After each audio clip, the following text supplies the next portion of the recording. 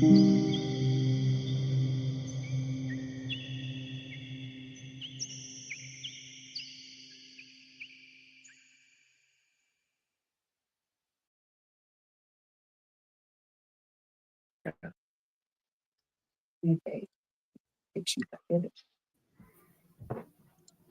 Hello, guys. Welcome back to Behind the Witch's Veil, and we are your hosts.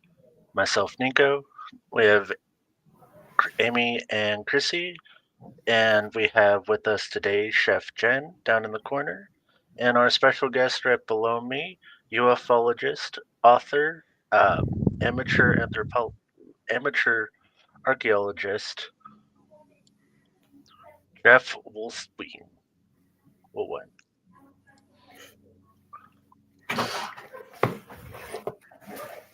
And Hello, tonight, Jeff. Yeah.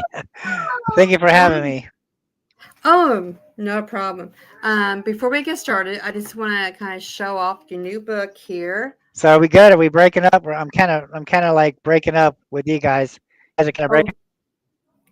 We can hear you pretty good. So, but this is Jeff's new book that we'll be talking about today, along with his other book and some more stuff. So, what I'm going to do is just have Jeff take the floor because he has a lot to say, and I'm super excited to see what he has to say. So, Jeff, just take it away.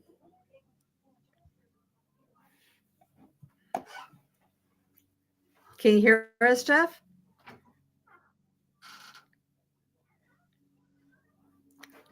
Okay, he might not be able to hear us. So just hang on, folks. And we just see what's going on. So,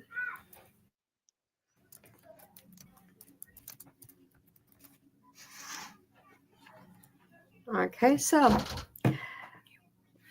we are so excited for tonight.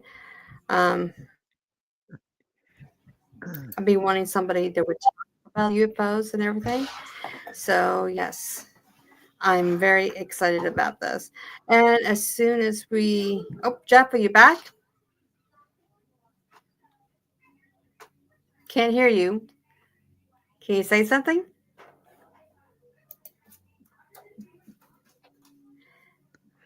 Yeah, the internet's really poor. Can you hear me? Yes, we can. now again, it's that Mercury retrograde. It's messing everybody up. Can you hear me now? Yes. Yes. The floor is yours. Okay. So I guess we're gonna start off with everything. So I was born in Phoenix, Arizona. Are we on? Are we on? Yes. Is Yes, we everything are. working? Yep. Okay. Okay. Yep. So I was born in Phoenix, Arizona. I can remember seeing strange things in the sky ever since I was a kid. There was a time where I was playing football outside my front yard. I was in the fifth grade, and there was this light in the sky right above the house there. And so I go the next day. I went to my school, and just so happens when a friend of mine was a little Native American boy, and I asked him, I was like, "Did you see that light last night?" And he goes, "Yeah, my grandfather says those lights live in the mountains over there." And he points to the west side of Phoenix, Arizona, to the White Tank Mountains. Well, you kind of just go on, and you're a kid, so you just move along, and as time goes by, I kept seeing them everywhere I went. And so I just had to go on a hunt. I had to go on a quest to find out what was going on. And in 2004, I had seen that the news in Phoenix had captured lights in the same spot where the 1997 Phoenix lights originally were on the west side of South Mountain. This was in 2004. And so I knew the lights were back. And so I was going to hunt them down. And over the years, I was following ufology. I was following the UFOs, sightings in Phoenix, and I realized that there was more sightings on the east side of South Mountain than than the west. So I decided to move in the summer of 2004. I decided to move to hunt these things down. I moved on the east side of South Mountain in Mesa, and it didn't take long. Some orange amber orbs appeared a few miles out in front of us, and they were moving towards South Mountain. Then they disappear. More would come in, move towards South Mountain, and then disappear. And of course, I got all this on film because I'm hunting them. I'm hunting them. I want to find out what's going on. So I found them out there, and they were going towards the mountain. So the next night, I decided to see if I can get a little closer to them. And I eventually found Mesa Community College, and they had this set of bleachers. And I climbed up on the top of them, and I could see the whole city. And from there, we sat there all summer, and we watched the Phoenix Lights appear in front of us about a mile or two away. And it was interesting too because they would come in and then they would stop and hover over their certain area. And and after a while, they would disappear, and then more would come in and hover over that same area. And we'll get into that area here in a minute. And so it's like every night we're seeing them out there. I'm filming them, and I'm like, this is crazy. This is crazy. So I contacted the local news in Phoenix, and I was like, is anybody else seeing these lights? I said, I have good footage of these lights. I'm high up. I'm seeing them. They're right in front of me, you know. And it took the news a few weeks to get back to me because by then everybody else is starting to notice these lights. So the end result was we're all seeing flares. I did like 4 or 5 news reports that summer, and the end result was we're seeing flares 150 miles away in Tucson, Arizona. And the news actually got the military involved to drop flares out to demonstrate what they're trying to say that we're seeing. And it was like, this is nuts. These things are right here. They're in a city. They're not 150 miles away in Tucson, Arizona. They're right here by South Mountain. And so in 2005, that's when I made it. I was like, hey, the hanging around the mountain. I've got umpteen hundreds of sightings now in 2004 of these lights. Let's try to get closer to that area. So I moved to South Mountain about a mile away on the east side.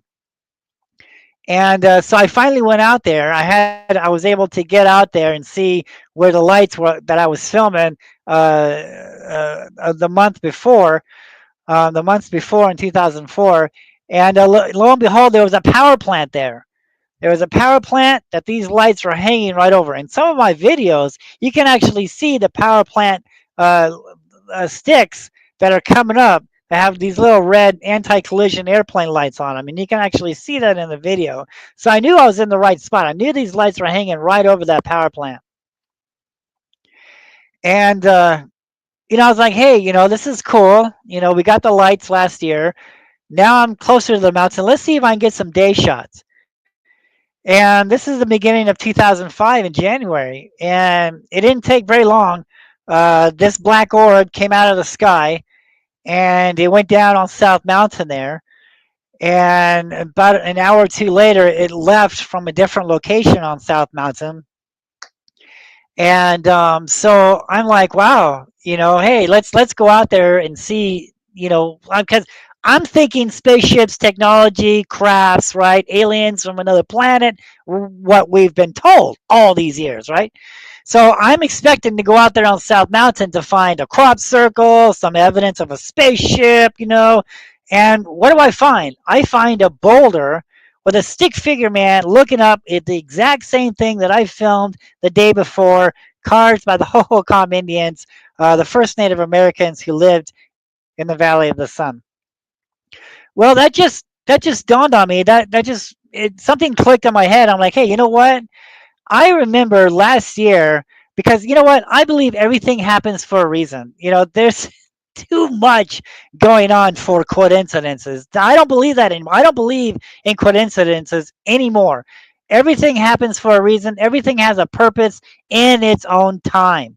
Okay, so just because you don't have $1 million now doesn't mean later on it's not time for you to have $1 million. Okay, so everything happens. Everything's on this time schedule, right? Everything happens for a reason. And so I remember seeing a Native American who worked at the Pueblo Indian Art Museum in downtown Phoenix. I saw him on a public access channel on Channel 8 in Phoenix that summer of 2004. He was up there on South Mountain and he was talking about the petroglyphs and he was explaining on the true meanings of the petroglyphs. And it reminded me when I saw that boulder of the stick figure guy looking up at something above his head. It reminded me of the show that I saw the year before, where the guy is asking the tour guide, "Hey, this stick figure man looks like he's looking up at something above his head." And he turns around and says, "Yes, that's part of our interpretations here. Is that our ancestors saw and recorded things for future generations." Well, I was like, "What?" I was like, wait a minute. Okay, wait. Okay. So it's 2005. The Phoenix Light happened in 2004. All right. Or excuse me, 1997. All right. The famous one. And yet all these, scholars and all these, UFO hunters and people trying to figure out what's going on hasn't looked into the Native Americans yet, hasn't looked into the mountains here, hasn't looked into the rock art. I was like, this is something. We have strange lights in the sky. Now we have strange markings on the rocks out there. And so after a couple sightings the next few days, I'm filming these things and I'm going out there on the rocks and I'm matching these things to the petroglyphs. That's when it just dawned on me, I'm going to contact this guy. So I contacted him. His name was Dave Morris at the Pueblo Indian Art Museum in downtown Phoenix. And I said, "Hey, I saw you on public access. You're up here on South Mountain. Could you teach me the petroglyphs?" I didn't tell him really what I was doing, but I told him that I was working. I was doing a story. I was putting together some interesting things on the Hohokam Indians, and he's like, "Yeah, sure, no problem."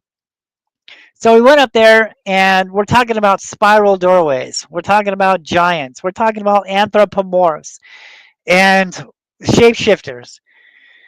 And one thing that really struck my mind is because I really didn't tell him what I was doing. I just said, teach me the petroglyphs and we'll talk later. And so when you come to the spirals, he was saying that the spirals are symbols for doorways for the spirits to the underworld. He said when the spirals go clockwise, it's a doorway in. When a spiral goes counterclockwise, it's a doorway out. He says when the spiral ends down, he's like 9 times out of 10, it's going to orient to that crack in the stone. He says that crack is the emergence points to the underworld, or it's that ground or the rock itself. These spirits, these beings are able to go into the ground, into the underworld. He says when the spiral ends up, he goes, that's a vortex in the sky. I said, a vortex? He goes, yes, that's a doorway in the sky. He says that's what these spirals are representing. He says they're representing tunnels, like looking down into a tunnel. So these spirals on the mountains here are locations where these spirits from the earth and sky, because he's not saying crafts, he never once said crafts. He's talking about spirits, right? Spirits of the earth and sky. And so he goes into all this crazy stuff, and I'm still thinking spaceships, technology, men from Mars, you know, and until I started seeing other stuff, and we'll get into that later. But when we got down off the mountain, uh, I was like, you know what? He goes, have you heard of the Phoenix Lights? And he's like, yeah. He's like, there was somebody last year on the news talking about the lights. I said, yes, that was me. He goes, that was you? And I said, yeah. I said, I'm working on this theory that the petroglyphs out here has something to do with what we're seeing in the skies today. Well, I shouldn't have said that because that shut everything down. And I really didn't understand why, because he's Native American.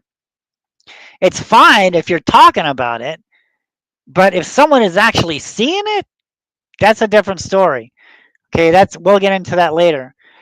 And I really didn't understand because he won't go on the mountain with me anymore.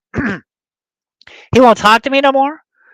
And so for years, I was like, why? Well, at least I got you on film. At least you taught me everything before, so thank you, and I ran with that information.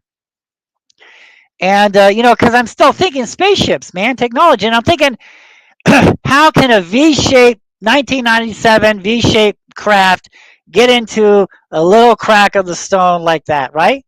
Because I mean that was the story back then, is V-shaped mile-long craft going 8 miles an hour over the city of Phoenix, in which no one can film this thing. And oh, by the way, we have 4 videos of what really happened that night. And why do we have 4 videos? Because there were sky watchers out there. There were sky watchers ready to see lights because they were watching lights nights before. So they were ready. They had their cameras ready. And that's one of the reasons why we actually have footage of what really happened that night was lights on the west side of South Mountain in Phoenix. Nothing going over the city. I think that just got blown way out of proportion. There's no evidence. There's no proof of this. The only thing we have evidence of is the sky watchers who actually captured that on film. Now, if anything was going to go over the city of Phoenix, certainly going 8 miles an hour, a mile wide V-shaped craft, right? Someone would have got that on video. But yet there's no video. But yet we have 4 videos out of thousands of witnesses of what happened March 13th, 1997, of lights on the west side of South Mountain. Now that I got that out of the way. So I'm still thinking crafts, spaceships. How can a spaceship get into a crack? Until I started watching these things more and more. And I noticed that when they were coming out of the sky, they were solid. They were solid form. And when they got over that mountain, that's when they kind of turned like a ghostly image. You can see through them.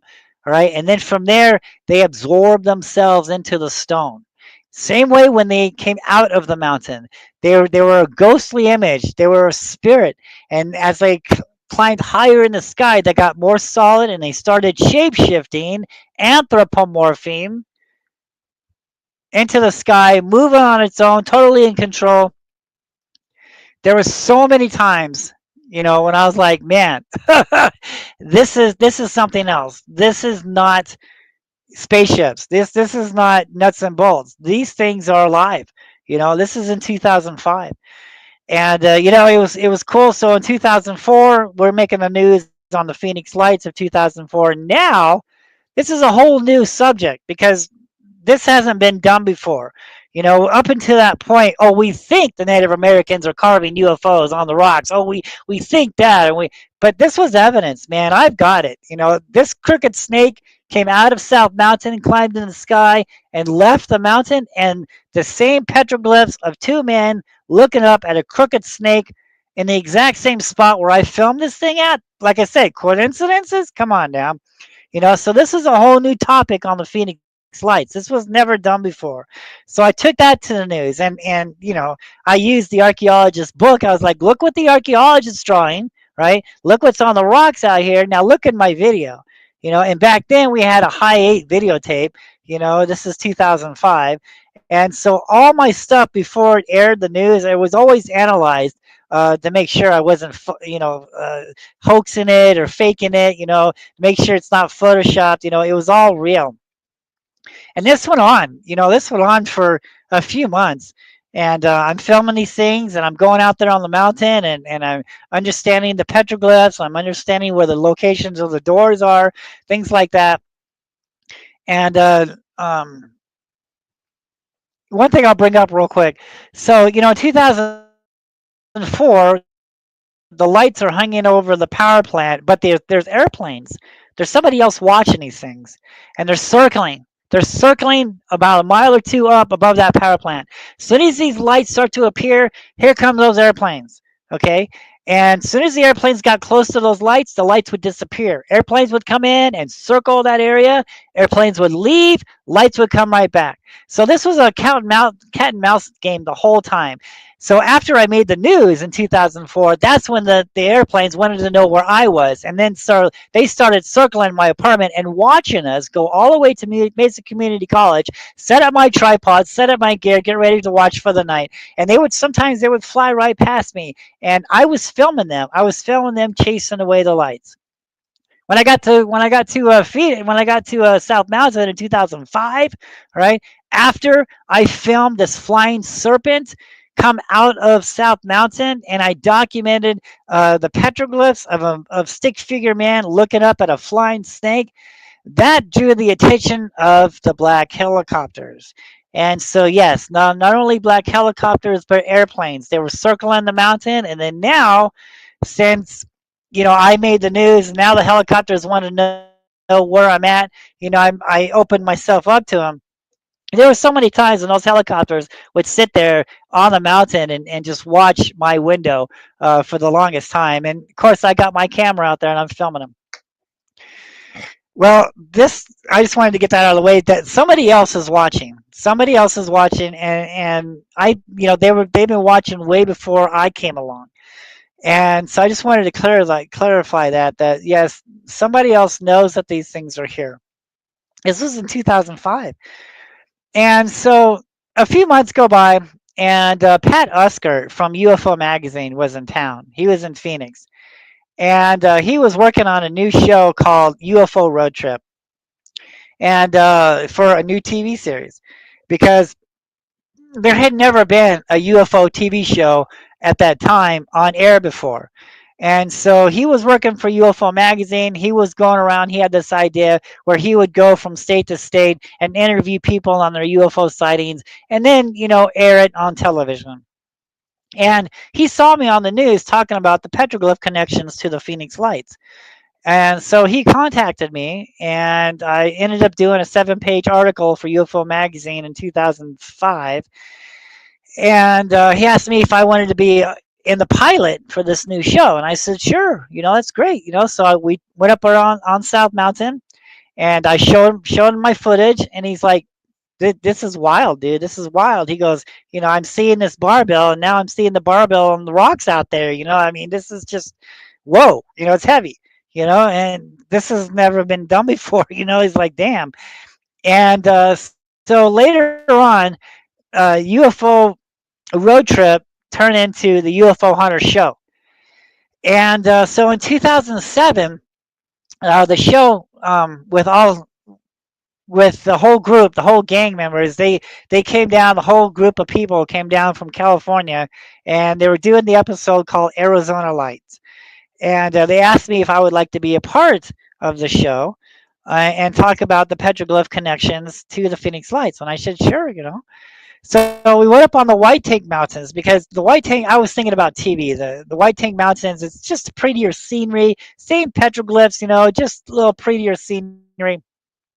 And so we went up on the White Tank Mountains, and they're like, Jeff, you're filming some bizarre stuff.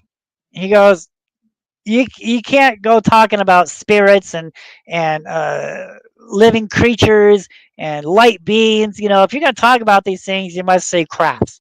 That's what the audience is going to understand, is spaceships and crafts. You can't go saying, flying serpents or flying entities or living creatures. That's just bizarre, dude. No one else, they don't know what they don't know what you're talking about, right? You must keep it crass, right?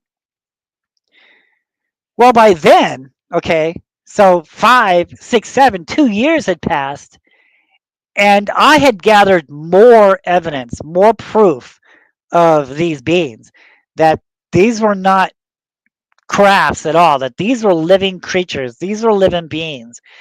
And I actually went, because you know what? I'm finding stuff out there on South Mountain. I'm finding evidence of sacrificing altars. I'm finding evidence of tombs. Okay. I'm finding evidence of petroglyphs that are not Hohokam, but Mayan. All right. I'm finding all this evidence that the archaeologist is not talking about, and we weren't talking about this. We didn't hear anything about the Mayans being here, about gold being on South Mountain, about sacrificing, about pyramids being buried, on South Mountain. What is going on here? I'm seeing it. I'm documenting it, and like I said, I'm an amateur archaeologist. I love history. I love archaeology. I've been doing archaeology way before I started, studying ufology, and so I can spot something not normal a mile away. If I say, "Wait, that's not correct," the rocks are different. The rocks have been stacked, right? That's a wall. I can pinpoint it out, and I'm finding all this stuff, right? And I'm like, what is going on? I was even on the news, okay, once this broke, all right, of the petroglyph connections to UFOs. I was on the news with the city archaeologist, and he's not really saying anything, also, right? Even in his book, of course, I got his book, right? Because I'm studying all this stuff. Of course, I got his book. And he leaves, I found these petroglyph panels out there, and he leaves a whole bunch. He's drawing it. He's not photographing. He's drawing what he wants the people to see, all right? Not what's really carved on the rock. Okay, so for instance, there's a rock panel out there of a stick figure man with an elongated head, like what we see in Peru, like the Incas, elongated head, looking up at a flying barbell in the sky. All right, but what did he do in his book? He carves a regular guy, not a guy with an elongated head. All right, so it's stuff like that. So that just blew me away. I'm like, okay, so after like a year and a half goes by, and I'm hiking the mountain every day, and I'm seeing these things, and I'm finding all this crazy evidence that no one's talking about, that's when it just dawned on me. Hey, let's go to the Phoenix Library. What can I dig up on the Phoenix Library about South Mountain? Because this is crazy. What's going on here? There's too much evidence. Someone's got to know something. So I went to the fourth floor on the Arizona room. It's like a type of government time back with this stack of folders. And as soon as I opened it up, boom, who's looking back at Charles Holbert, all right, from the early 1930s up until the late 1940s. And he was talking about spirits of the earth and sky. He was talking about how the Mayans were here in Phoenix, Arizona. He was talking about how the Mayans were here in Phoenix, Arizona. He was talking about how they buried gold on South Mountain. The natives back at that time, they trusted Charles. They knew that Charles was there to protect the mountain. It was a sacred mountain. So the Native Americans, the elders, they told Charles, look, there's a gold tomb here. There's a tomb here. This is what happened to our people. This is the true history of Phoenix. Blah, blah, blah. You are here to protect it. His son writes in his books about how his father used to chase gold seekers off South Mountain who are still looking for the Inca gold.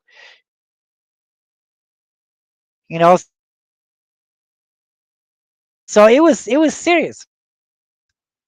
So I've got all this proof, right? And when I'm doing city custodian, no, Jeff, you can't talk about that. So and they just wouldn't give me, the credit, for discovering this new type of UFO. And then what? 20 years later, we're talking jellyfish, okay? Save stuff. And guess who emails me? Soon as the government starts seeing the jellyfish and soon as all this stuff kind of starts to be released, all this information, guess who contacts me? Pat Uskert. And he's like, dude, I said, wasn't I telling you about this in 2005? He goes, yeah, I know. He goes, I said, I was the first one to discover all of this and to match it to the petroglyphs. He goes, yeah, we all know this, Jeff, but, back then at the time, it was bizarre stuff. No one was going to understand what you were, filming, understand none of this, you know. And by then, it had blown up. My stuff was out there on the internet, and he'd actually admitted to me that because after the UFO Hunter show, that was the only I can't tell. Are we still on? Okay. That was the only UFO show on network. And then he told me that when the producers saw my episode on Arizona Lights with the petroglyph connections to the UFOs, that inspired the Ancient Aliens TV show and also Skinwalker Ranch. And some of these other shows that, just happened to appear all of a sudden, right? Uh, well, he was giving me credit, that I was the one that kickstarted all of these ancient aliens and all this stuff with the UFOs and the petroglyph connection. And I'm like, dude, why didn't they contact me? And they said he doesn't know why they didn't contact you. I guess they like Giorgio better. So and then ever since then, they've been totally ignoring me. But now what these shows are doing, they're using my information to tell all these, tell the public, but they're not telling the public where they're getting the information at. And they saw the petroglyphs of the stick figure man looking up at somebody else to talk about my research, and I just don't think that's very, nice. I'm the one that spent over 20 years in this research, and I can't get the common decency of getting the credit for discovering all this stuff way back in Phoenix, in 2005. And so it kind of irked me a little bit. I had a book out, the covered up history of Phoenix, Arizona. I put all that information in there, all the photographs of the petroglyphs and the giant connections and just all this evidence, right? And that was another thing too. So everything is to future ufologists. Let me tell you something here. If you go to the news, all right, and you say you don't know what it is, you're going to be on the network. They want you. But if you go to the news and you explain and have evidence of what it is, they don't talk to you. So if you want to go to the news with your UFO stuff, it's better to keep your mouth shut if you know what it is and don't say anything, because that will get you on TV, not if you go on air, especially if you have a book, okay? Years on South Mountain when you're talking about the Mayan pyramids, the Mayan gold that's up there on South Mountain, the sacrificing, and the spirits of the earth and sky, and what actually happened to the Hohokam people. When you have all that proof behind you, and the city and the first park ranger Charles Holberg in his writings that they buried in their library for 80 years until little old me comes around being nosy and opens up this file. I opened up a whole new case of worms here. Okay, this is the true history of Phoenix, Arizona, not some peace loving people, Hohokam Indians making pots, making canals. This is a totally different story, man. Okay, on what we were not told. All right, and the evidence is clearly up on South Mountain. This is the reason why South Mountain is a government park, because after Charles Holbrook died, by then, his information was getting out there. Like I said, there was people up there looking for gold. It got to be way out of hand. So after he died, they made South Mountain a government park where you are not allowed to go up there and start digging things up, or you got a hefty fine and you'll go to prison. So South Mountain, is an off limits mountain, and you have to ask yourself why. Why is South Mountain a government park? Why not the Superstition Mountains? Why not A Mountain? Why not White Tank Mountains? What's so special about South Mountain? Well, that's because that's where the Phoenix Lights likes to visit. That's where these jellyfish UAPs, this new discovery of UFOs, likes to visit. And part of the story on that is that the Phoenix Lights is actually guarding the gold that's buried left from the Mayans, because the story goes that the Mayans are supposed to come back one day and uncover all of this gold for things to start over again. That's the real history of Phoenix here. That's the evidence that I'm finding up there, and that's what I'm finding that's backing it all up. And so then again, I came back to, well, why are they hanging over that power plant? Okay, why are they going to this mountain? What's so special about this mountain? What's going on here? Until I did more research on this, I'm just not a sky watcher, man. I want to find out what's going on. That's the whole reason why I'm doing what I'm doing, is because I'm seeing them in the sky. I'm seeing them in the sky. sky, I had to find out what was going on. So, okay, why are they over the power plant? There's a fault line that created this mountain, and this power plant is on the outskirts of that fault line, tectonic plate, and it's drawing its energy from the fault line. And so that's when it dawned on me, hey, they're not going into the underworld on a scientific analysis. They're going down into that energy source. They're going down into that fault line.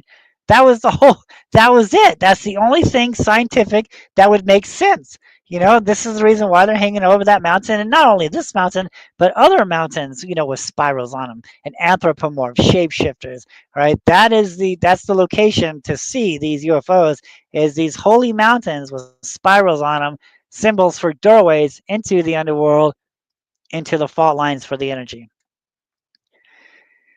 So, years. I spent 15 years on that South Mountain there, hiking from one part to the other. My knees, I have bad knees because of that mountain. Okay.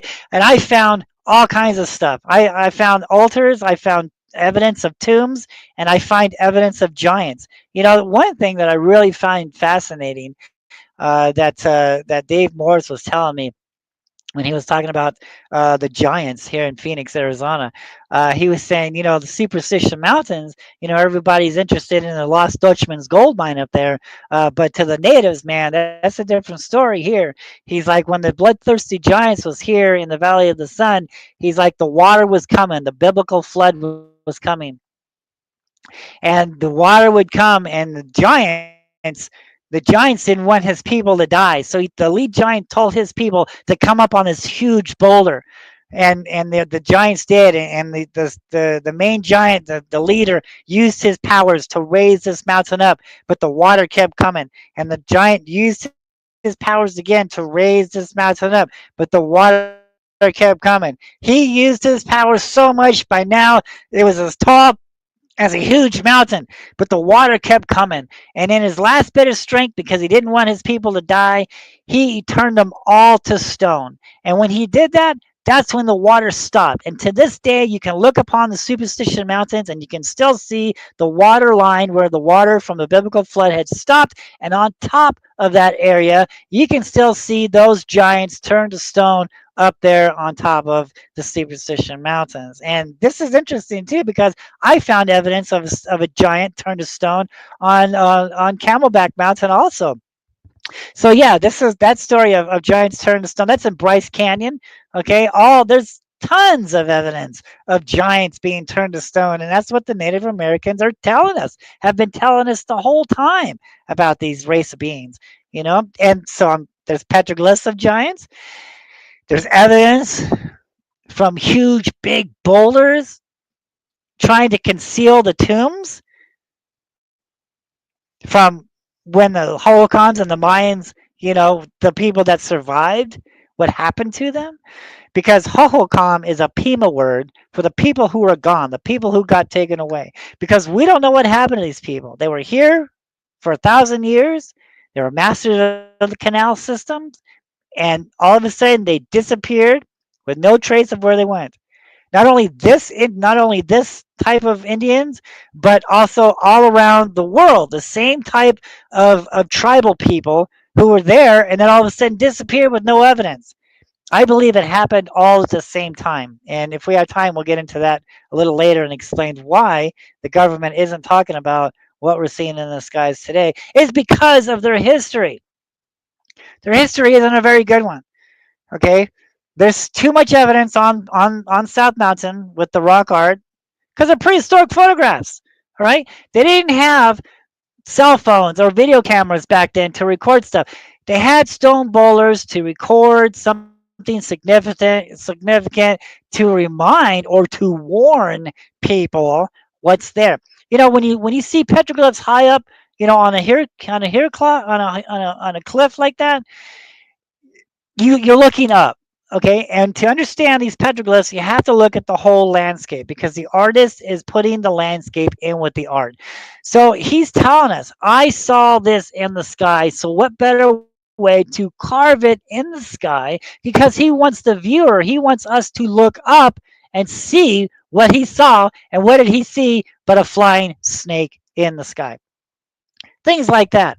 Oh, and the deers, right? We find some of these deers with these crazy antlers. Well, when you look past that boulder and you look on the side of the hilltop, those antlers are actually trails. Okay, and that's a map. Okay, to the next sacred area. So this is how the Hohokam people communicated with the art, is they put the art in with the landscape. It's it's places where the event took place at. This is the reason why we find rock art in one area, but we don't find any rock art over here, because nothing happened here. The event took place here. So it's a history marker. It's a prehistoric photograph of what happened right there in that area. That's why you're not supposed to move it, because when you remove, you're removing history from that area. So it's best just to leave it alone. Don't touch the petroglyphs. Look at it, photograph it, understand them, move on to the next story. Well, so I ended up doing, a lot of documentaries, a lot of other, uh, like TV shows, and then all of a sudden my book came out explaining everything, and that's when it cut everything out. So now in 2024, we moved to South Mount, or we moved to Tucson, Arizona, and we've been here for a few years now. And every once in a while, I would see an orb, fly uh, over the apartment. Maybe one go on the mountain, but nothing compares to what happened in the month of May of 2024. And so, what happened in the month of May of 2024? That's when we had a major solar flare. We had a major solar storm, a major solar flare from the sun, and we were able to see the aurora lights here in Tucson. But the only way to see them is to take photographs and then look back at the photographs to see the aurora lights.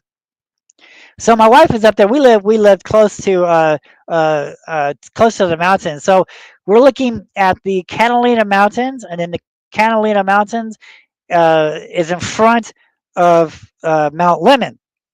That's the mountain behind me. That's the Catalina Mountains right here. And so behind this mountain is Mount Lemon. And so my wife is out there taking pictures, and we're looking at the or aurora, the northern lights, over the northern mountain, and I'm seeing little specks of light in the photograph. And I'm like, what the heck is that? So I bring out my night vision, and oh my gosh, what is going on above that mountain? We've got these orbs. There's orbs flying over the mountain. They're going in the mountain. They're coming out of the mountain. They're flying in the aurora lights. They're having a good old time in the aurora lights, right? Holy cow, man. I got like at least 150 sightings of those things just that night. They were just kept going and going. There was just a fleet of orbs, and they would get bright, because they would get bright over the certain area, and then they would move on. Then they would go dim. And so the best way to really see them and see what's going on is using your night vision camera. That's when you can see them coming in, and they're getting bright right over that area, man. And then they're leaving right over that area, right? And it just so happens I was right in the middle of a move. And so I was thinking, because that was crazy. I was like, wow, I'm glad I got that on film. I wasn't expecting it to be there the next night. And I was right in the middle of a move, all right, a move that I did not want to make. And I was forced to move. And I was pissed. And because I didn't want to move. So I had packed up all my stuff. And we ended up moving. We found this place closer to the mountain. I strategically put myself here, you know, and not realizing what was going on, man. So I put myself here on the second floor. I have this balcony, and I'm seeing, I'm seeing all of the mountain now, because my last apartment, I could only see half of the mountain with the trees. But now I'm seeing the complete mountain from west to east, and now I can see the Recon Mountains to the east over here. So I'm in a perfect spot for sky watching over the mountain. And just everything happens for a reason. Where my wife and I were sitting out there on the patio, where we got all moved in. I got all unpacked. Still not realizing that there could be UFO activity out there. Until we're sitting out there at 1 o'clock in the morning, and I see this flash of light over the mountain. I'm like, no way. What? Grab the camera. Boom. They're still there, but they moved. They moved. They from May to April. May, excuse me, all the way to April. May, June, excuse me, all the way to June. They're over here now. They moved with us.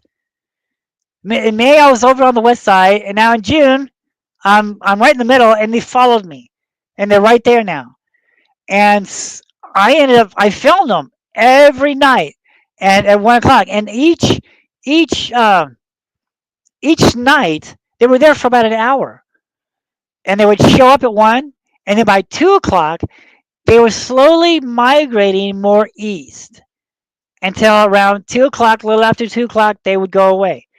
That happened the whole month. They would show up, timing at 1 o'clock, and then that whole hour, there'd be hundreds of them out there, all the way up until 2 o'clock, and then in after and then in June, when or the next month, that they moved furthermore.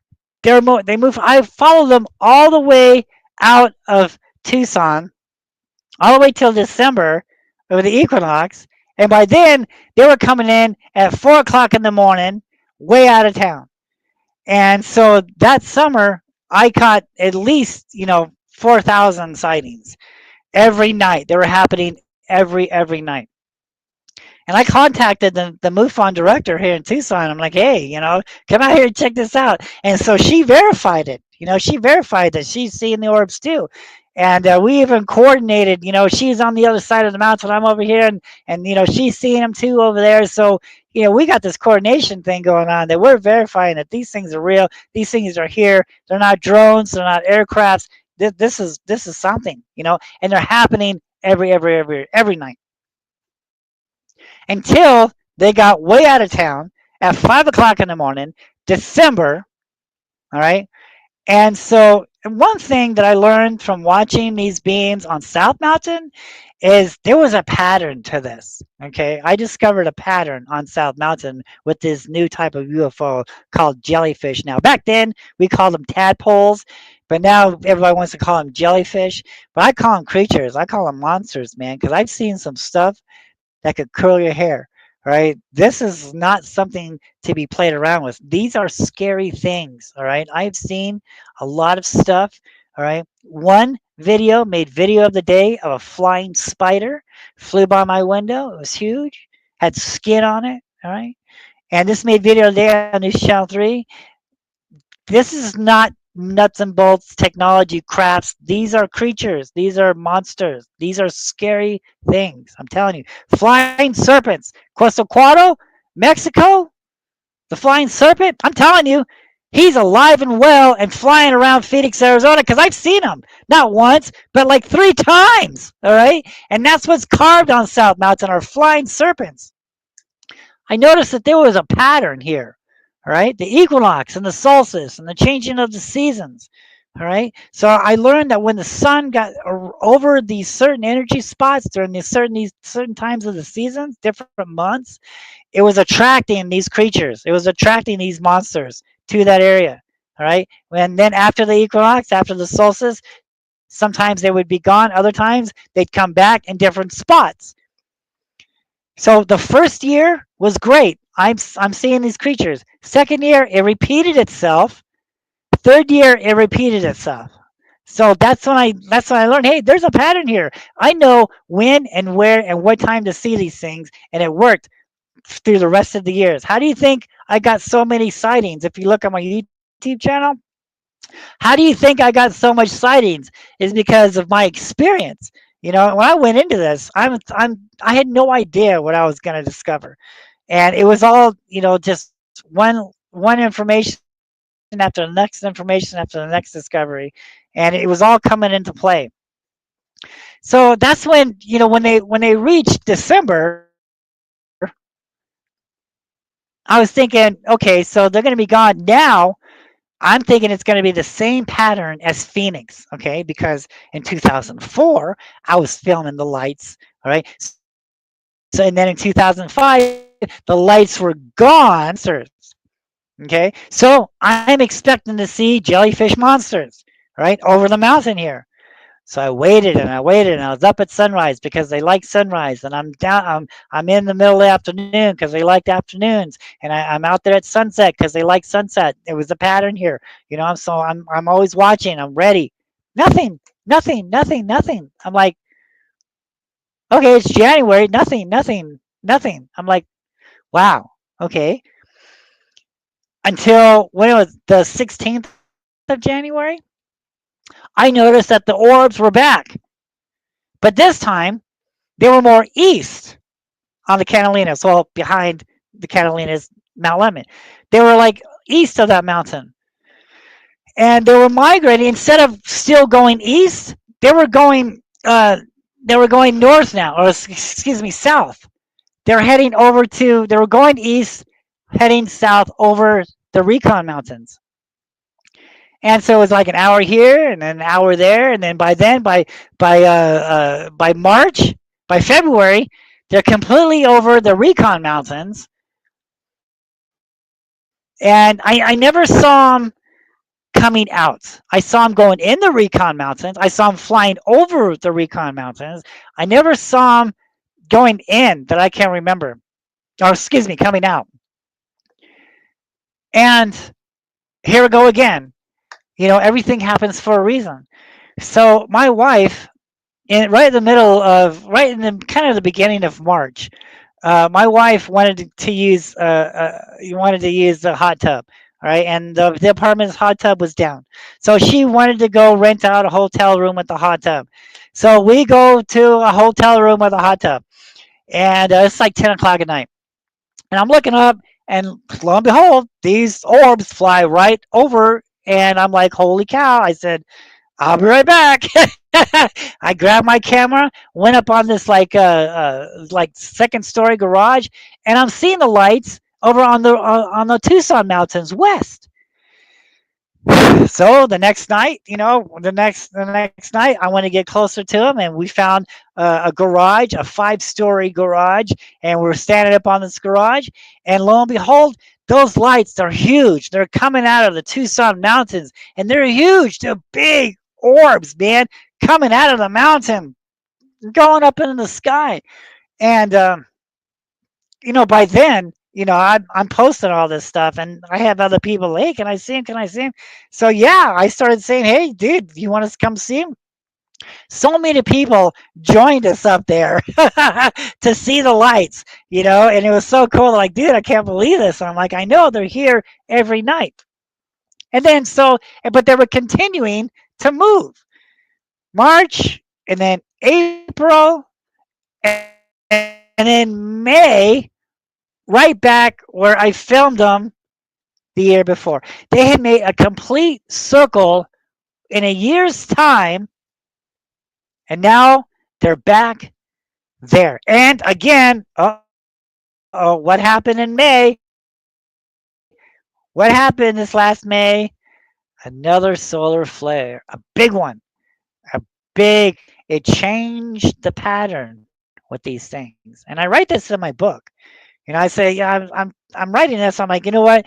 There could be a point where there's going to be so many of them that they might stop the pattern of moving east along the mountain, and there's just going to be so many that they're going to start going over the city, and that's what they're doing now. So right over the May area, right at the end of that mountain peak, or that mountain where it starts to form a little peak right there at the bottom. They're hanging out right there, and they're going in the mountain. They're leaving the West Mountains, and they're flying over the city, and they're going right in to this area right behind me here. And of course, I want to get out there, you know, because I want to be there, you know. And so I get out there, and we get a hotel room out there also, because I plan on being out there all night. And what do? So instead of, because I wanted them to fly right over me and go on the mountain. That was the goal here. But what did they do? They moved further north, and they were at the North Mountains now. They were flying over there. We got some good shots. They were flying in front of us, but they weren't. I think we did get one going in the mountain, but it was like I was behind the mountain at that time, and they wouldn't let me stand right there at the front door until after I was out there for like maybe an hour or two. Then I went to the hotel room, and then where are the lights now? Now the lights are going right here, right in that mountain there, right there. Now they're there because I'm gone now, right? But whenever they want to, they can fly over my apartment with everything's fine. But when I go to them, they don't like it. They move north. That's not very fair, is it? Oh well. But yeah, so they have made a complete circle around Tucson within a year's time. They're back here in May now. All right. Now over this last few months, okay, now they're still continuing to come from the Tucson mountains and west, and they're flying over the city. And a lot of them are coming away from the mountain now, and they're flying over the city, and they're big, bright lights, man. You can't miss them. Huge, big lights. Anybody look it up and they'll say, "Hey, what that light is? What's that light?" Because they're right there. But over time, they're still continuing to migrate over the mountain, but now they're coming in a little like an hour before. So instead of 9 o'clock or 10 o'clock, they're going to come in at 9 o'clock now. And they're still migrating over the mountain. Now, behind us, behind this mountain, this is the Catalina Mountains right here. So behind this mountain is Mount Lemon, and that's the source. All right. When you look at Mount Lemon, there's huge canyons there. Major canyons there. This mountain was a huge energy source.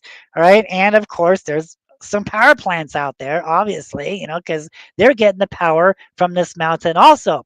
That's what the whole reason why these orbs is visiting these areas is because of the energy. Now, because the sun is shooting down all these ions and electrons and all these particles and all this stuff, that is here now that we can't see, but the sun is putting all this energy.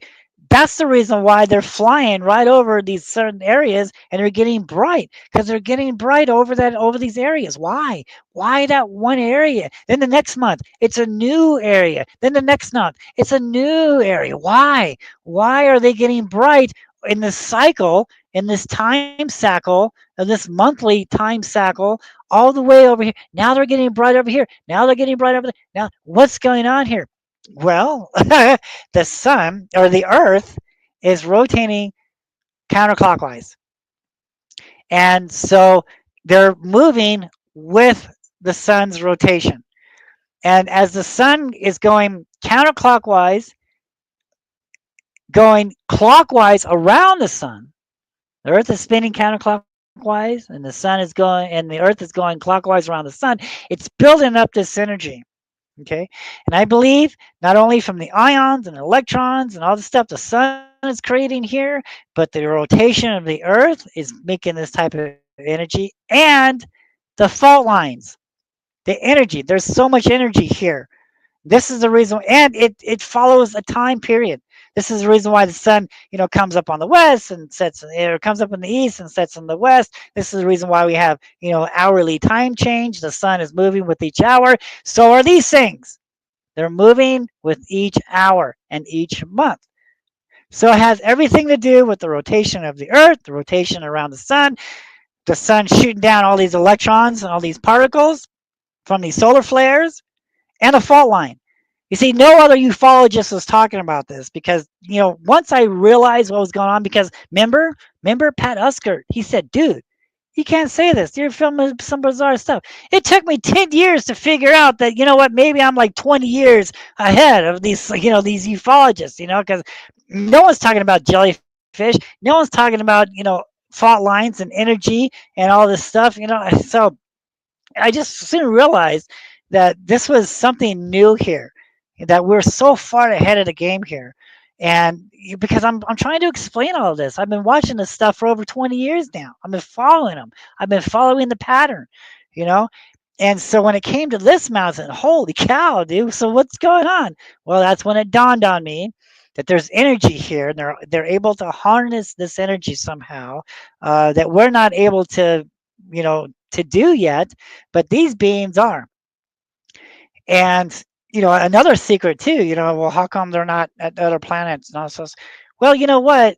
This isn't. They're not from outer space. Over my studies and research, I've come to the conclusion that they're from inner space. That they have always been here. Just as the archaeologist has found new species of life above, or excuse me, below the oceans, this is a new species of life that has always been here. They've just been hiding and dormant, and we can talk about that later about what the Native Americans say about all this. But yeah, this is their planet too. All right, they've always been here. This is their world, and this is a pattern that has been going on for thousands of years.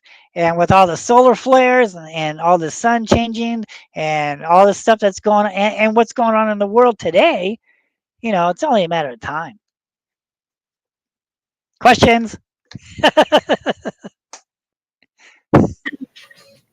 Now, Well, now that I've talked for an hour about all this, I've been writing down. I'll have like 2 pages here that I've been like, gotta ask about this and everything. Actually, I'm gonna have Jen start out with the questions because I know you said you had some. Um, Well, so I actually knew of you from beforehand, and I was wondering. Well, there's a couple things I've been wondering. Do you believe that because I believe that they're interdimensional beings, much like you, do you believe that they had communications with the natives, or was it just more of a like you are doing, where they were just observing and they saw them and they were documenting them to tell others or to warn others? Or do you think, like, if I'm sure maybe you've heard about the theory of intervention, where other entities have interacted with our ancient races and tribes to give them some of the knowledge that they had that we've kind of forgotten along the way? Do you think that they were in communication with the natives, or do you feel like it was just more something that they were observing and documenting? so here's what history says. History and oral traditions from the Native Americans in Phoenix, they tell us that when the Hohokam people first arrived here, and they probably followed the lights. All right, they probably followed the lights from Mexico all the way here. This is the reason why the Mayans were here, along with the Hohokams. I'm really starting to believe that the Hohokams was the Mayans, and that the archaeologists don't want to admit that, you know, because I want to say that the Mayans, but back in the day, Arizona was part of Mexico, so was California. So it's only natural that they would bring their religion and their ways further this way. So I really think that it was, the Mayans. And it tells us that when they first arrived here, it wasn't a desert, it was a tropical like landscape, but they didn't know how to live. And so the spirits from the earth and sky came out of the sky, up from the sand world, and they taught these people the secret ways on how to survive. There's stories. Remember, we're talking about the giant, on how he used his incantations, how he used his spell to raise this mountain up.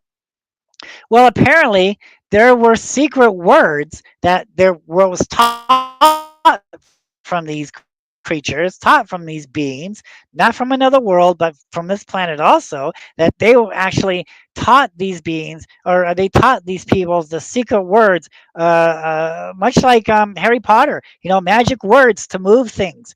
And things got so out of hand that the kids were moving mountains. And so the Native Americans, some of the myths and stories say that the holy people came down and took this language away from them, so they could no longer speak this secret language. And this is the reason why instead of writing on the rocks, we have art of the rocks, is because their language was taken away from them. So wow, where's that whistling coming from?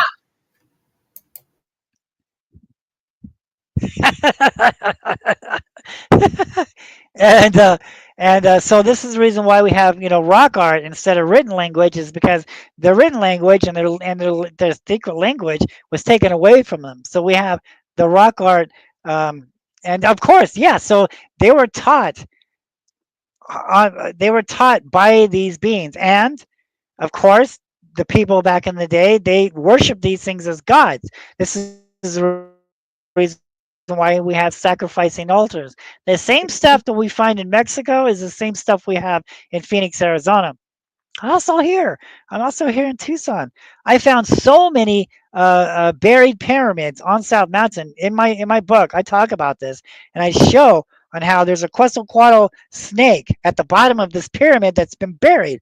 All right, and over the years, the city of Phoenix has made trails around it and blah blah blah blah. But clearly that's a pyramid, right? And how did the archaeologists find pyramids in Mexico? Because after the Mayans left, they buried all their pyramids in dirt.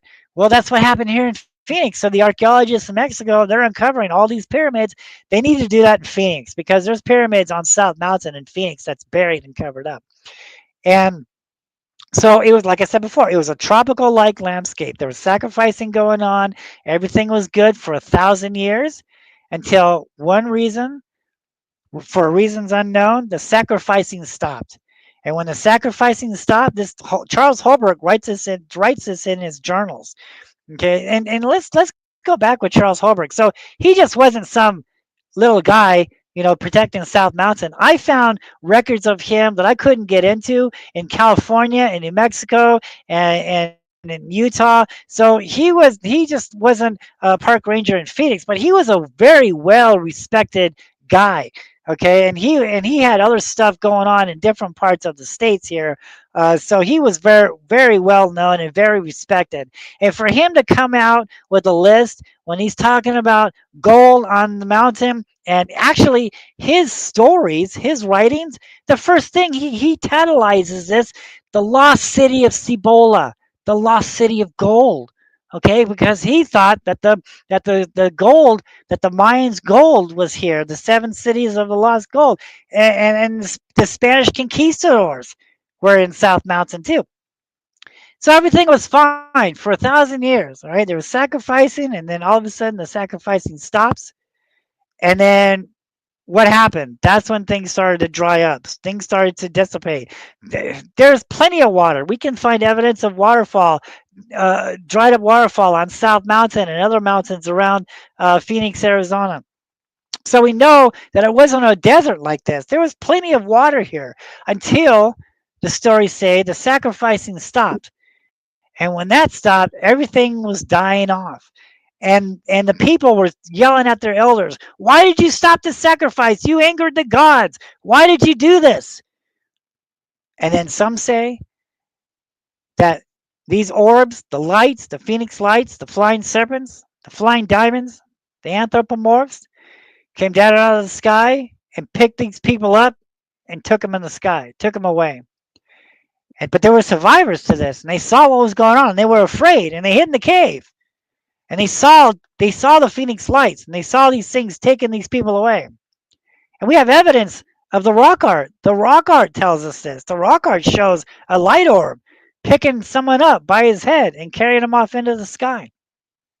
And when it was all over with, the survivors said, "We are not going to live in this valley anymore. This is a cursed valley. Whoever lives in this valley is eventually going to have to go back to war with these spirits of the earth and sky." So they packed up all their stuff, they buried the gold in the mountain, and they went back to Mexico where they came from. And for 400 years, nobody lived in this area because it was a cursed area. There were tribal people on the outskirts of this valley, and they saw the lights, and they saw the serpents, and they saw the flying diamonds and all these crazy things in the sky, and they were afraid. And of course they were afraid because they were taught with their ancestors throughout generations. This is what happened to my people. We pissed off the gods. We pissed off these spirits. They are not one to mess with. So this goes back to when I was up there with the Native American, and he's teaching me the petroglyphs, and I'm saying, "Hey, I'm matching the glyphs with the things in the sky." And he's like, "Whoa," because that's a taboo. It's fine and dandy to talk about it, but once you prove it, that's something completely different. This is a scary topic. This is the reason why I believe there will never be disclosure, okay, because of the history of these things, okay? And they tell us, Native Americans tell us that we're in these different worlds, third, fourth, fifth world, we're getting ready to enter a new world.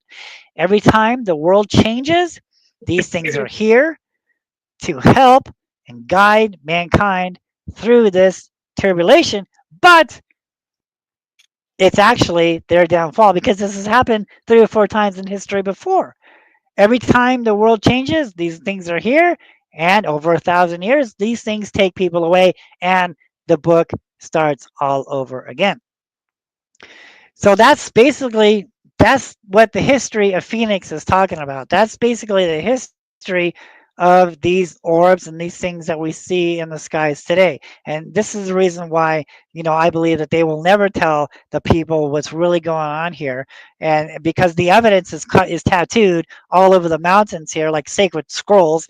And then we have documentation that's been buried in the Phoenix Library for 80 years talking about what happened to the Hohokam Indians, talk about the spirits of the earth and the sky. But no one's talking about this. The archaeologist isn't talking about this. They're locking up that mountain, so you can't go up there and dig up the gold. Oh, and check this out.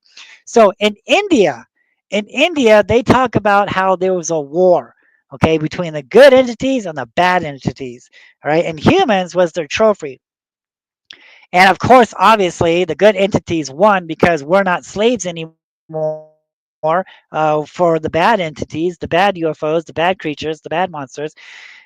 But before the good ones left, stories go on to say that they buried their weapons, their magical staff weapons, in secret places around the earth because they know eventually they would have to come back again, and everything was going to start over. I believe the India's people, they call them the Vietnamese. And it's very interesting too, because in my book, and I'm going to talk about this on my show tomorrow, my live show at the Tucson MUFON, there's a petroglyph out there of a stick figure man of a forearm. He has 4 arms, and he's holding this staff weapon, and he's shooting at a flying serpent in the sky. Shooting. And once I saw that in Phoenix, Arizona, and then I realized, then I understood about the Vietnamese in India, and they're talking about weapons. What if some of those sacred weapons, are buried in the South Mountain, and that's what the big, you know, hush hush is all about? The Mayan gold, secret weapons, giants buried on South Mountain, right? Evidence, right? So they shut it all down. They shut the mountain down. Mhm. They don't want you to go off the trails, right? And they don't want you digging up there I have 2 because of the questions, history. and then I'm going to So have to go. yes, your I'm going to question is yes. These things. I would like to ask 2 questions, Okay, but I'm going to have to come back and so the first one is you've been doing this for like 2 decades now, right? you're breaking Probably up. more than. You've been doing this for about 2 decades now, right? Probably more than Long that. time. Over that time period, what is the most significant? Was it the 2024 Yeah. event that was the most significant, that like solidified your beliefs that this was all? And then my other question is, what would you tell the skeptics that say that this is more military based, that these are military things and we're basically just spying on ourselves, spying on us? I'm going to have to go. I live on a homestead. I got to go, but I really want to know the answer to those questions, and I'll watch the rest of the podcast later. I'm going to have to go, Chrissy. I'm sorry. It was very nice to talk Well, to you you. broke up. You broke up on that first question, so I didn't hear the ending of that first question. Did you guys catch? Okay, so the first question was, Are you there? Yeah, Are you there? she's talking. the first question was, what was the most significant event? Yeah, the internet's poor. Yeah, I gotta go. Maybe you guys can ask him. I'll talk to you guys later. Sorry. That's okay. We know you live off grid, Okay. so it's fine. It's all good. Yeah, she lives off Okay, it's grid, and okay. she has wood coming in, so she has to take care of her wood. So, but I I'd like to know a couple of things. First of all, my daughter who has to take care of her kid, and I'm so sorry about her Kind of, yelling at it's the kind of kid breaking up. because What did she ask? oh, she was wanting to know about blood types. Is what she wants to know because she's our age, and there's a lot of talk about the Blood types. Sure. Yeah. yeah, because she's our age. So, well, how do you feel about that? I mean, what is our Yeah, I age lost you. really? You broke. No. Okay, now you're back. Okay, so is our age like because everybody says our age is like a type for the living beings. So how do you feel about that? Or what can you tell us about the our age? I think it's very. I I think it's very possible that there could be some kind of bloodline going on with this. I Mhm. think that these things are biblical. There's no ifs, ands, buts in my mind to this. The rock art is straight out of Genesis 6. Okay, well, when you understand the rock art and then you read Genesis 6, it all makes sense because we're talking about giants. We're talking about beings coming down from the sky, and the Mhm. humans at that time worshiping these things as gods. Okay, that fits. Right, that's the credibility here, not Mhm. hearsay. All right, so I look. There's 3 points of credibility here. One, we can read about these things from anywhere from 6 to 7,000 years ago.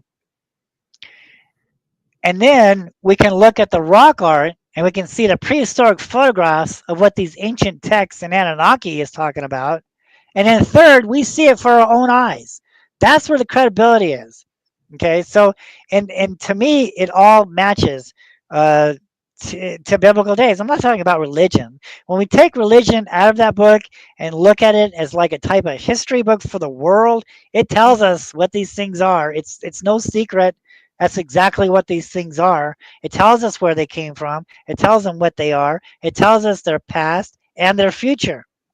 Look at Revelations. They say, well, this dragon coming out of the sea, that's just a metaphor. No, what if a huge flying serpent, right, that looks like a dragon comes out of the sea? I've seen them coming out of the mountains.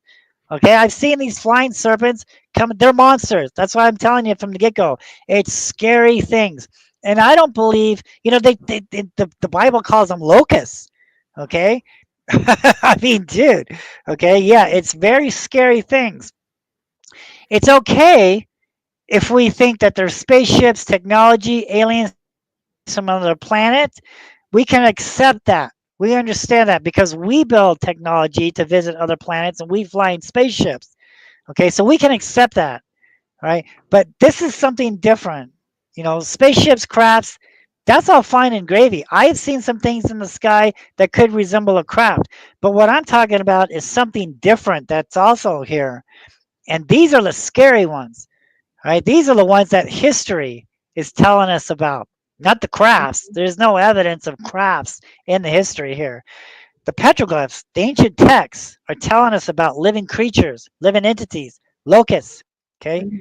demonic creatures, the serpent talking to Eve, things like this. Okay, it's not metaphors. It's it's fact as far as I'm concerned. This is what they're talking about. They saw it. They saw a flying snake. They're gonna write about a flying snake. They're gonna carve a flying snake in the sky from the petroglyphs. Okay, that's it. I think that these things are biblical.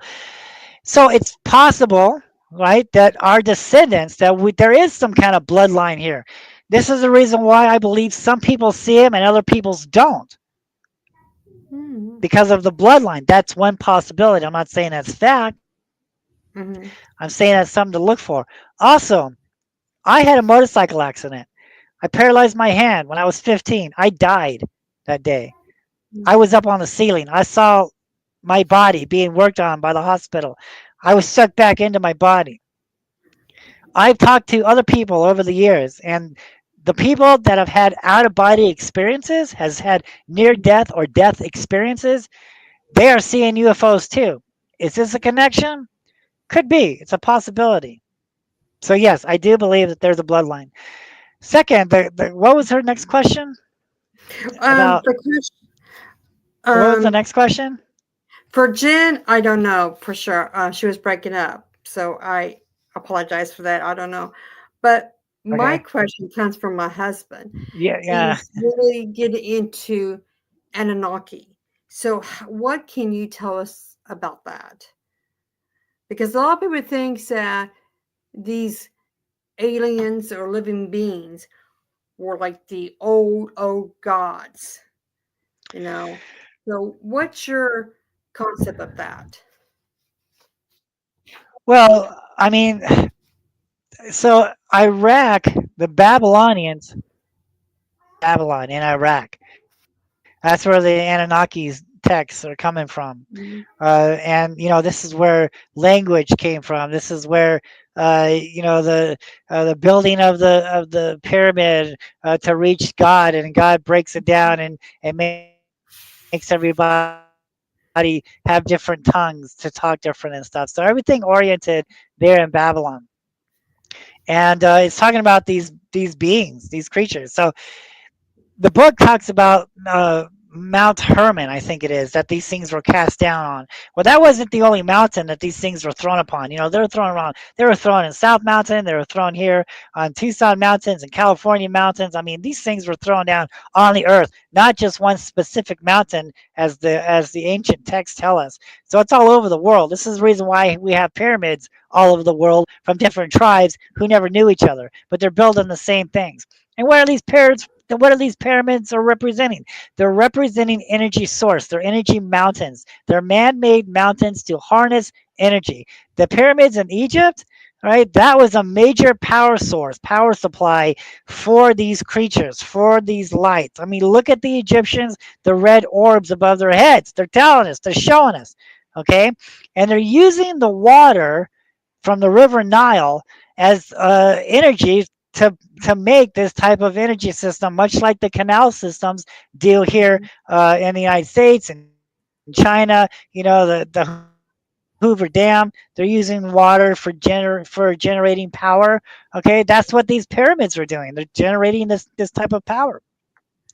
And so yeah, where did they learn it from? They learned it from back. They called it the Anunnaki, and but some of them, but see, man tries to explain this and say they left in ships because some of their text says that some left and then some stayed behind, but mhm, they're assuming that they left in crafts because we understand spaceships. But what if they just flew somewhere else? Okay, and what if they don't have wings, but the artist is wanting to explain to the viewer that this person can fly? So what is he going to do? He's going to draw wings. Okay, it doesn't necessarily mean that the Anunnaki had wings. It means that they were able to fly. Okay, so that's one mhm, thing that I've been studying on. But yeah, it's the same story all over the world, maybe told a little different. Anunnakis, the Asims, the Mayans, the Hohokams, all these tribes have the same story, told a little different, but it's the same story on how these beings came down out of the sky up from the sand world and mhm, taught man how to survive. And this is the reason why. So they don't know for sure. These sky beings, okay, the only person that knows for sure what is going to happen next is the supreme spirit, the main spirit. Even these orbs don't know when the time is near, but they see the evidence of prophecy. They see all the events that was foretold on what mhm, to look for, okay, on everybody's return. Okay, so we're getting there. This is the reason why so many of these things are here now on Earth, because they're getting ready for the next event. They're getting ready for this next changing of the world. Okay, and so if one came down and said, "Hey, it'll be front page news for a long time," but people won't believe it. I have to go back to work. I have to go back to school. They don't have time for a supreme being, for a supernatural being, right? And one being, one light orb, one creature comes down. He anthropomorphs into the likeness of a man, and he says, "Hey, I can clear up the sky. I can clear up the water. I can give you food. I'm the one that you've been looking for over 2 to 3,000 years ago. Worship me, right?" The Mm-hmm. cycle has begun. It's starting to start over again, just like it was over 1,000 years ago when the Hohokam peoples were here, when the Mayans were here, when the Egyptians were here, right?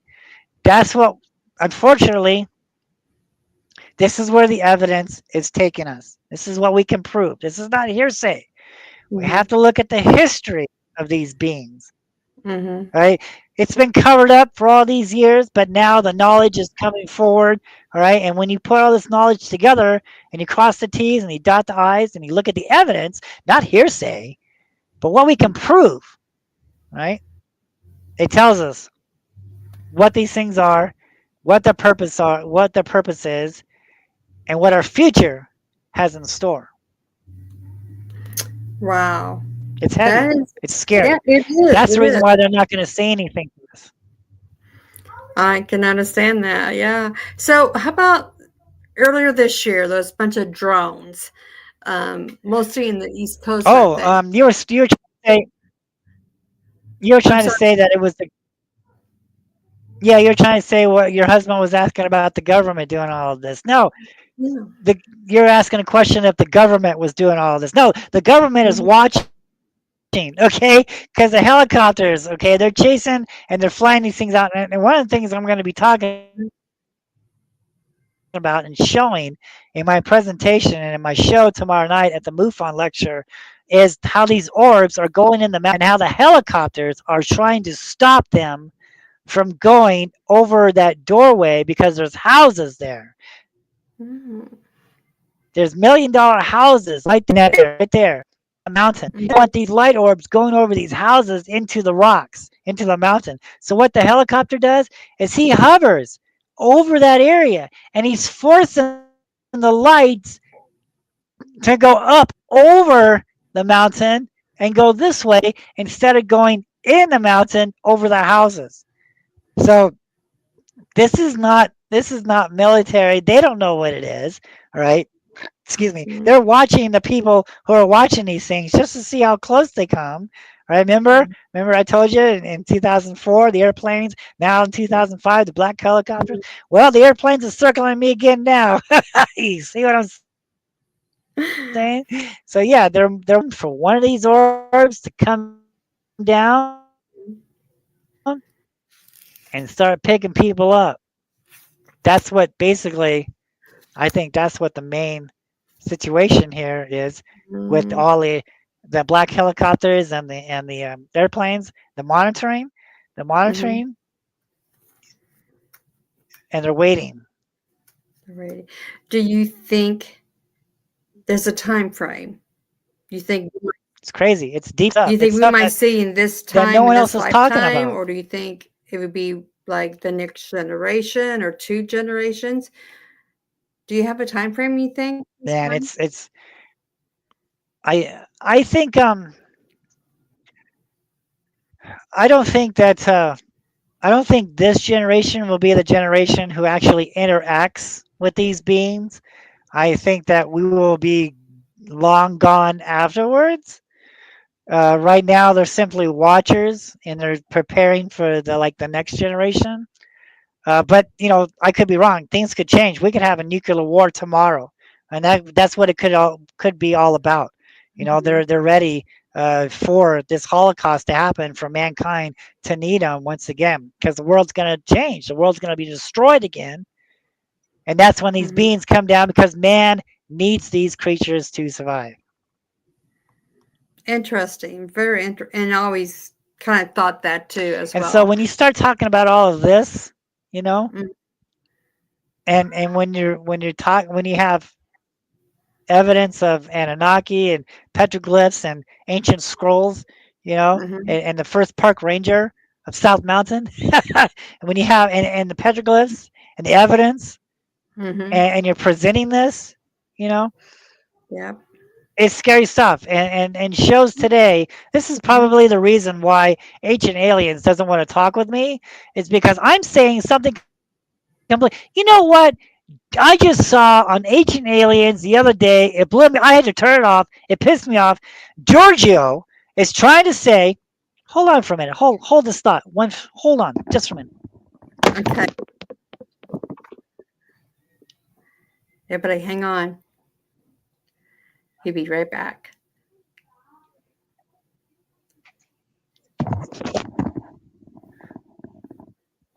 Okay. Can you see this? Can you see that? Yeah. Mm-hmm. Is that a rock? Some. Ooh, I see now. I can really see it. Yes. It's like a tablet or something, isn't it? Yeah. Mm-hmm. Okay. So that is a tablet from Mexico. Mm-hmm. Okay. The flying serpent. So Giorgio is trying to say that this thing here is a spaceship and there's a man with a face coming out of the spaceship. Mm-hmm. Yeah. He's trying to say that the flying serpents that we are seeing in the skies today are okay. This is the reason why these shows do not talk to me anymore. Is because I have proven that these are not spaceships. These are living creatures. I was the first one to discover these jellyfish and connect them to the rock art. All right. And I'm telling you, this is a different story. This is not nuts and bolts technology. They are not here to help us. Okay. The history of all of these things is a scary one.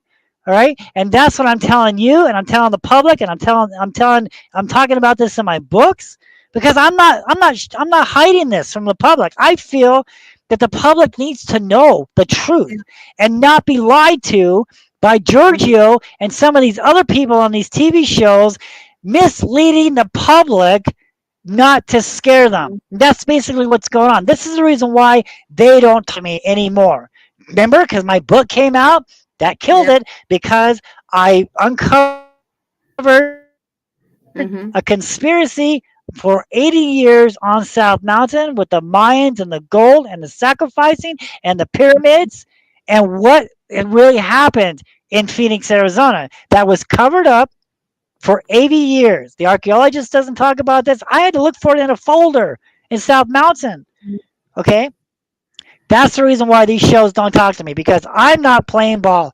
All right? I'm not saying what everybody else is saying. I'm saying, look, the evidence is taking us somewhere else. This is not a spaceship. Okay? Mm-hmm. This is a living creature, a living entity. Giorgio,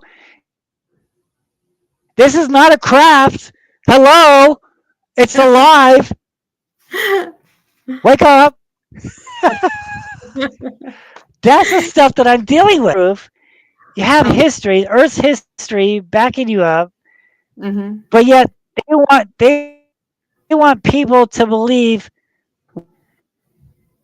what they want because the producers, dude, the producers of the show. Mm-hmm. Someone came, well, dude, you're saying bad things about these things. No wonder the TV shows don't talk to you no more. Because I'm telling the truth. I went down this path thinking everything, thinking same thing as everyone else.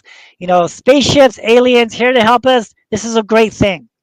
Over Mm-hmm. the years, the evidence, hiking the mountains, seeing these things, discovering these things, took me down another path, took me down the trail of credibility, of answers, of evidence.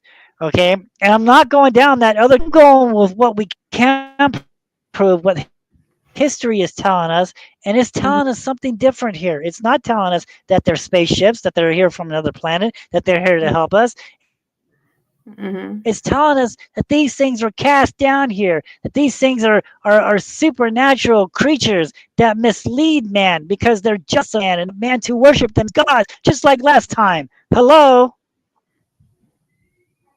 We have your wife Sorry. That's has that's the not evidence here. your wife That comments. is my over 25 years of research on these things. She says, I think Jeff needs to go to Tulsa and Joey, and he needs to see if they can course these lights to come out. Can I come? Can I come and visit? I think that'd be cool. Oh, sure, yeah. I It's got real, people coming in from Phoenix coming in to see the UFOs, you know? hmm yeah. Well, I Yeah, I know got Joey. people from all over coming over and watching the Tucson Lights. Wow. Well, I know Huh? Joey. When we talked to Joey last week, you know, You're breaking um, up. oh, I said when we talked to Joey last week, he's in Oklahoma. That's only just 2 states away from me. So I definitely like to go down there and visit him and do some what do you call that? It's like UFO hunting or something. I mean, is that what you call it? I don't know for sure what you would call it. Um, watching UFOs or Yeah, yeah. So I think if people, sure, sky watching, sure. I like that sky I, watching. I think if more people would bust out their night vision cameras and start Hmm. scanning the skies for these things, I think they would see them.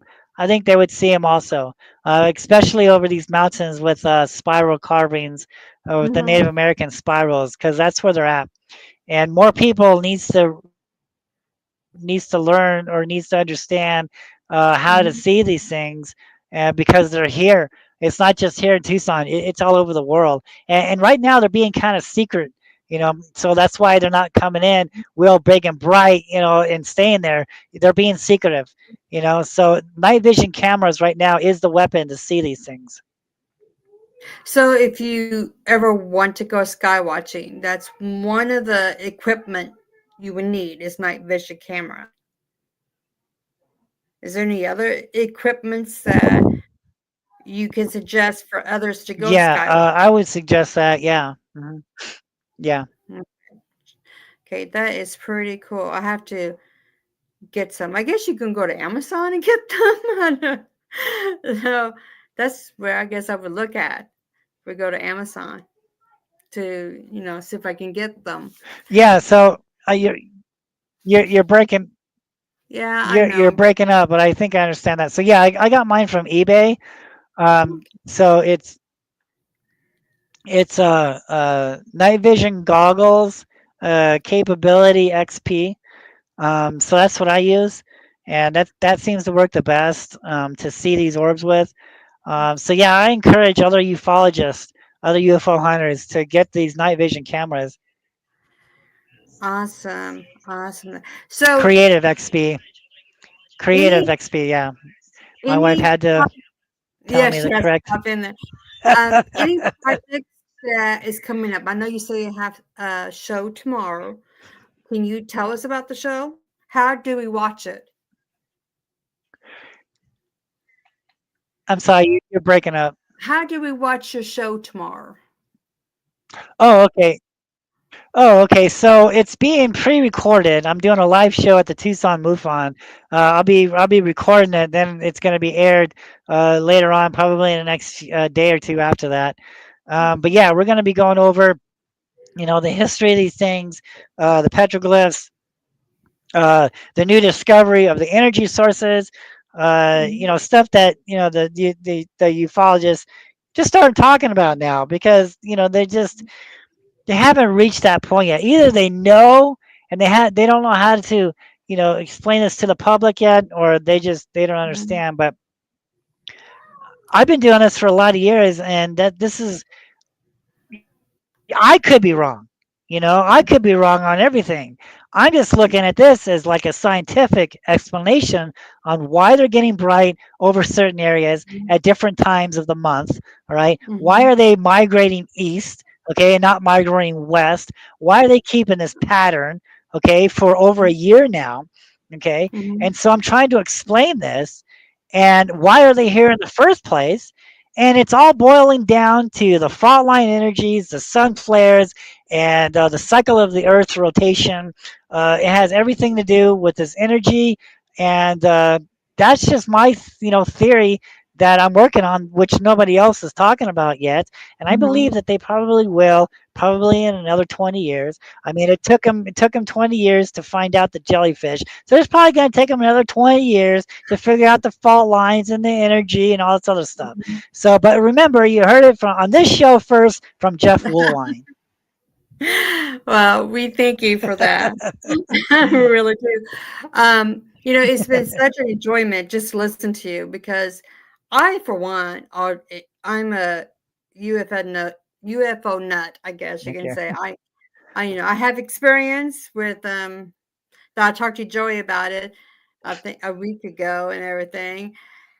And yeah, it's exciting in a way and it's scary, you know.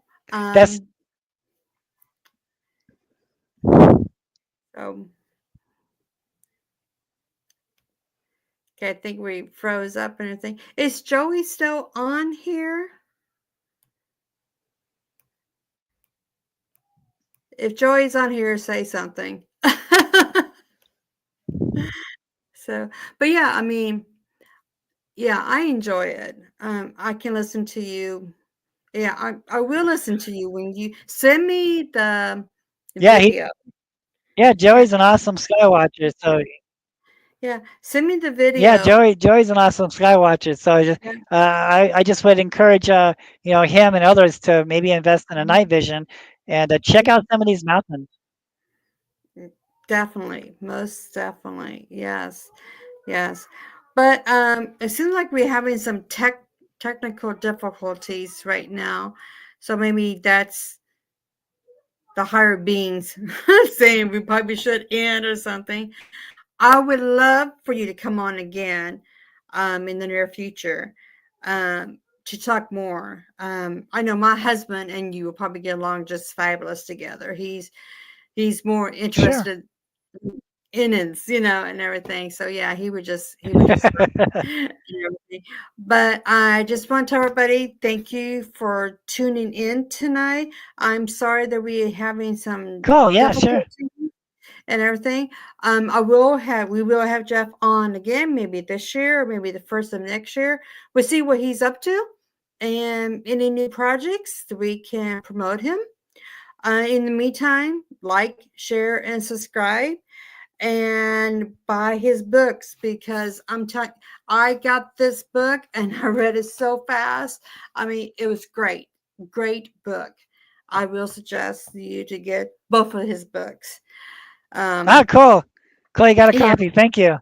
Oh, I love them. Thank Yeah. you. I read them. It was my husband read them and it's like, wow, you know.